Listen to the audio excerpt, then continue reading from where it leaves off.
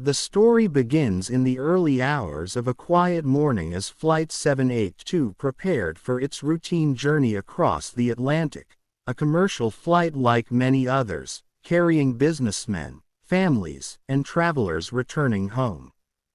The passengers fastened their seatbelts, the crew checked safety equipment, and in the cockpit two experienced pilots reviewed flight plans. To everyone on board, it seemed like just another safe flight. Yet destiny had written a different script, one that would be retold for years to come. The first strange sign appeared 30 minutes into the journey when Captain Thomas, a veteran with over 2 decades of flying experience, began to feel an unusual tightness in his chest. His co-pilot, a younger officer named James, noticed the beads of sweat forming on his forehead but assumed it was fatigue. The Atlantic stretch was known to be long and draining. No one could have predicted what would happen next. Suddenly, Captain Thomas collapsed forward, his hands sliding from the controls. The alarm bells of the cockpit blared, and James panicked as he tried to stabilize the plane. As the aircraft jolted slightly, the passengers felt the shift. A few nervous glances passed among them, but the cabin crew reassured everyone that turbulence was normal. In reality, chaos was erupting in the cockpit. The co-pilot struggled with both communication and controls, trying to call for medical help and keep the aircraft steady. But then, something no one could explain happened. A woman appeared in the cockpit doorway, calm, composed, her eyes steady as though she had been there all along. She wore a uniform that looked oddly familiar, though slightly outdated. James froze. He recognized her face instantly, though it made no sense. This was Amelia Carter, a brilliant aviator who had been declared dead 5 years ago after vanishing on a test flight over the Pacific. Newspapers had carried her story, obituaries had been printed, and her memorial service had been attended by hundreds. Yet here she stood, alive, in the cockpit of Flight 782, at the very moment disaster was about to strike. James whispered her name, unable to believe it. She simply nodded and stepped forward, sliding into the captain's chair beside him. Without hesitation, she grasped the controls and began stabilizing the plane.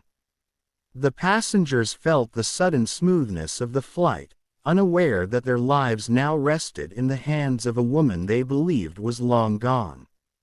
Amelia's presence brought a sense of authority, as if she had returned for this very purpose. She guided the co-pilot through emergency procedures, her voice steady, her movements precise. Together they lifted the aircraft back to a safe altitude. For a while, it felt as though nothing could go wrong again. Yet the mystery of her sudden reappearance loomed like a shadow. Amelia's eyes scanned the instruments with a familiarity that should not have been possible after years away. She explained to James how to reroute certain systems, saving power, conserving fuel, and plotting a safer course toward the nearest airport. What astonished James most was how she seemed to know details about this very plane, its maintenance records, its quirks, even the way it responded to turbulence. It was as if she had been studying it long before stepping inside. Meanwhile, in the cabin, whispers began to spread. A flight attendant had seen her enter the cockpit and was stunned into silence. She too had recognized Amelia. Memories of news reports and photographs flashed in her mind. How could a dead woman be flying the plane? The attendant confided in another crew member, and soon the rumor reached the passengers. Fear mingled with awe. Some prayed, others speculated about ghosts, miracles, or government secrets. As the flight continued, Amelia revealed fragments of her story to James. She had not perished in the crash 5 years ago. Instead, she had been taken, rescued by unknown forces she could not fully explain. She spoke cryptically about remote islands, experimental technologies, and a network of individuals who lived beyond official records. She admitted that she had waited for the right moment to return, but never imagined it would be in the cockpit of a failing aircraft. Hours passed, and the flight neared its destination. Ground control was alerted that the captain had collapsed, but they were reassured that the co-pilot had assistance. No one on the ground knew that the assistance came from a woman considered long dead. As the runway lights appeared below, Amelia took full control. Her hands were steady, her focus absolute. The aircraft descended smoothly, touching down with a grace that drew spontaneous applause from the passengers. Relief flooded the cabin, but confusion and disbelief followed.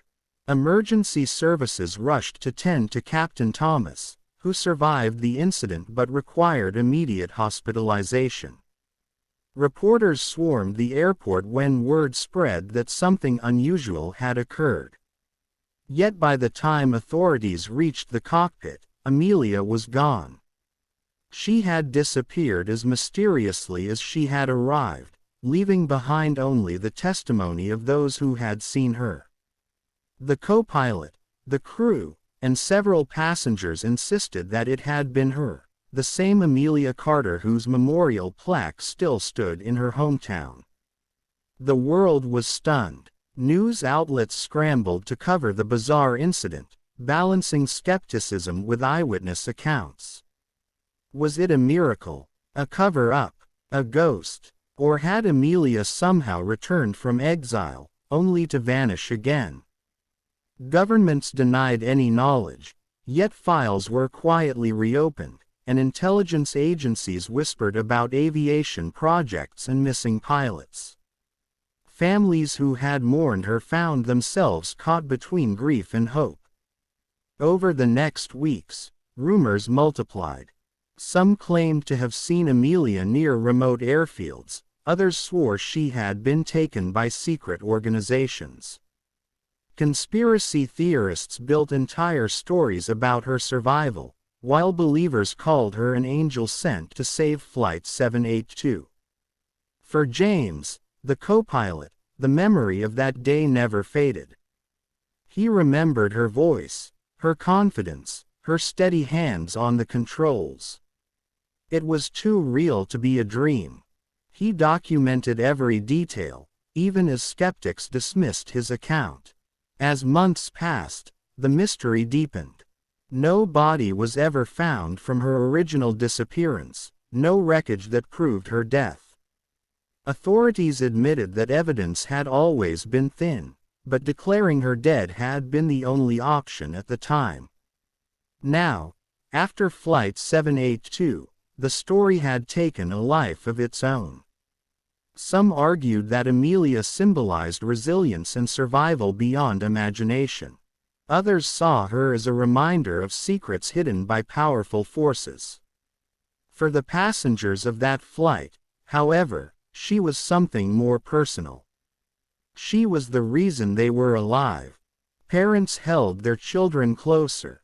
Business travelers returned to their families, and each one carried a story to tell. That on one terrifying day, a woman who should have been dead saved them all. Whether she was flesh and blood or something beyond comprehension, they knew what they had seen. And so, Amelia Carter's name entered history twice, once as the brilliant aviator who vanished mysteriously, and again as the impossible savior of Flight 782. Her reappearance challenged beliefs, rewrote records, and left behind one of the most haunting unsolved mysteries of aviation.